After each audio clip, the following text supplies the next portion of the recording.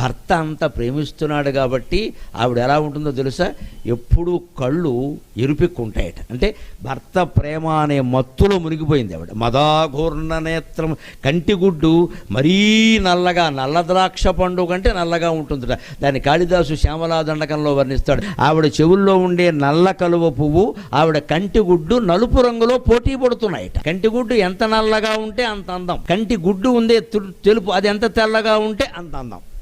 ఆ పక్కన ఎర్రచీర ఉంటే అది శృంగారానికి చిహ్నం. ఇవన్నీ ఉంటాయి, ఎందుకంటే భర్త ప్రేమను సంపూర్ణంగా పొందింది. అందుకే ఆవిడ మదాఘూర్ణ నేత్రం, నాకింత ప్రేమించే భర్త ఉన్నాడు, ఎవరికైనా ఉన్నారా అని సరస్వతీదేవిని లక్ష్మీదేవిని ఆక్షేపిస్తున్నట్టుగా ఉంటుంది అమ్మవారు. నా సంసారం ఎంత బాగుంది, మా ఆయన నేను ఎంత చెబితే అంతే, కానీ ధర్మాత్ముడు, ఎక్కడా ఏమీ తేడా ఉండదు, మా ఇద్దరిలోనూ తేడా లేదు అని చాలా గర్వంగా ఉండదు. గర్వమే మదం కదా, అందుకని మదాఘూర్ణ నేత్రం తురీయం నిధానం.